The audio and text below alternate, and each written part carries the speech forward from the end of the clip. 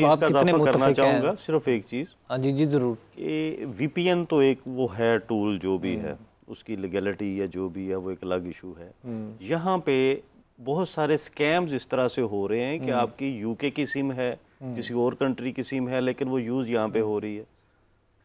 Online वो numbers जो हैं वो परचेज कर लेते हैं, उसके ऊपर WhatsApp बना लेते हैं और लोगों को स्कैम करते हैं कि मैं UK से हूँ या US से हूँ या किसी और जगह से हूँ, तो उसको बंद किया जाता है। जी जी जी। और आप क्या कहना चाहेंगे कि क्या कवानीन में किस हद तक रिफॉर्म्स होने चाहिए, स्पेशली डिजिटल टेररिज्म को कंट्रोल करने के लिए? मैं एग्री करूंगा जो अभी सर ने बात की कि साइबर क्राइम तो सारी चीज़ों के बारे में आ गया, उसके अंदर स्कैम्स भी हैं, ब्लैकमेलिंग, हैरेसमेंट और दूसरी चीज़ें भी आ गई, किसी हद तक टेररिज्म भी उसके अंदर है।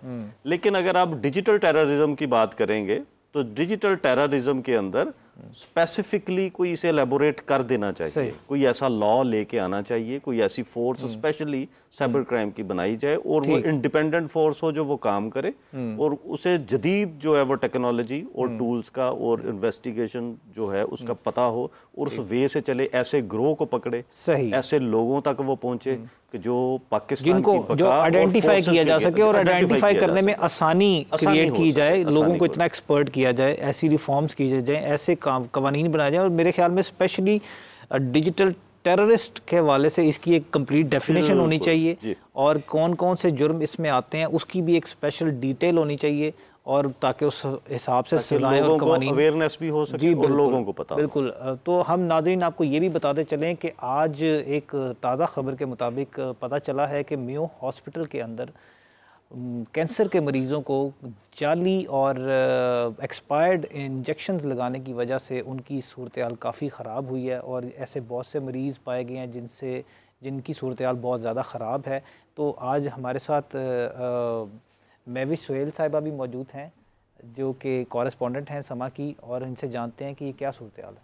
अच्छा, हुआ ये है कि कल और आज जो है महकमा सेहत की जो टीमें थीं जो इंस्पेक्शन करती हैं वो मेयो हॉस्पिटल गई और वहाँ पे जो कीमोथेरेपी के जो पेशेंट थे वहाँ पे जिनको लग रही थी, वहाँ पे उनको जाके पता चला, जब उन्होंने सारा डेटा चेक किया तो वहाँ पे उन्होंने देखा कि 5 ऐसे मरीज़ हैं जिनको एक्सपायर्ड जो है ना मेडिसिन लगाई गई है। अच्छा। और ये कोई 1-2 दिन में नहीं, एक जो मेडिसिन लगी है एक्सपायर्ड वो एक 30 दिन पहले लगी है, कुछ 3-4 दिन पहले लगी है, इस तरह डिफरेंट टाइम पीरियड के में वो मेडिसिन जो है उनको पेशेंट्स को लगी है। स्पेशली कैंसर के मरीजों को ये कैंसर जो है उसके पेशेंट को लगी है और ये उस वक्त लगी है जिस वक्त कीमियोथेरेपी हो रही होती है उसके दौरान इंजेक्शन दिया जाता है।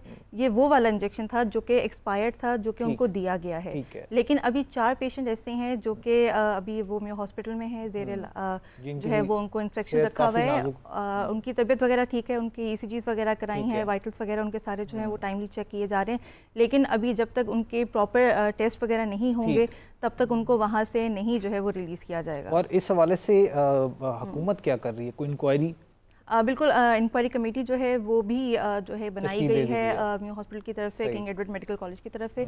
वो आज या कल में अपनी जो है वो पूरी प्रॉपर इन्वेस्टिगेट करके जो है वो इंक्वायरी कमेटी को सारी रिपोर्ट जो है वो सबमिट कराएगी, क्योंकि इसमें डॉक्टर्स का कसूर नहीं होता, इसमें जो पैरामेडिकल स्टाफ है, उसमें आपकी नर्सेज आ जाती हैं, उसमें जो आपका स्टोर कीपर हैं उनको 2 को जो है वो मुअत्तल किया गया है। और ये भी तो हो सकता है कि इसके पीछे कोई माफिया हो, क्योंकि एक्सपायर्ड इंजेक्शंस अगर आपके पास पड़े हैं तो किसी ने जानबूझकर ही नहीं बताया ना, वरना तो क्योंकि ये आता है उनके अंदर स्टोर कीपर के अंदर, क्योंकि मेडिसिन जो है उन्होंने रिलीज करनी होती है और लगाना जो इंजेक्शन होता है वो नर्स ने लगाना होता है। और क्या आप ये समझती हैं कि अगर स्टोर कीपर को इस चीज़ की सज़ा दे दी जाए तो ये काफ़ी होगा? क्योंकि मेरे ख्याल में तो इसके पीछे कोई ना कोई माफिया ज़रूर होगा।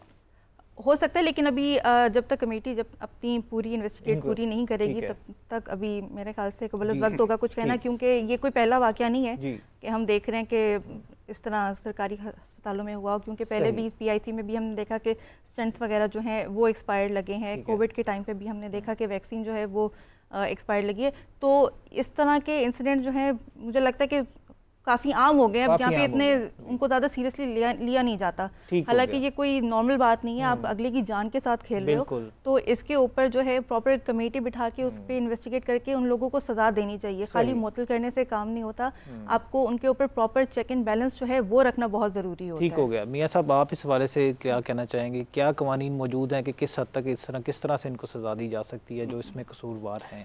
वो जी, मैं किसके हाथों पे अपना लहू तलाश करूं, सारे शहर ने पहन रखे हैं दस्ताने। सही बात ही है कि तो ये जो स्टोर कीपर है या नर्स है वो कभी भी ऐसा काम खुद से नहीं कर सकते।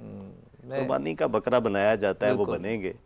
दूसरा, पाकिस्तान में हमारे यहाँ जो मैंने देखा है अपने एक्सपीरियंस में, कोर्ट्स में या वैसे, जिस काम पे कुछ नहीं करना होता उस पर कमेटी बना दी जाती है।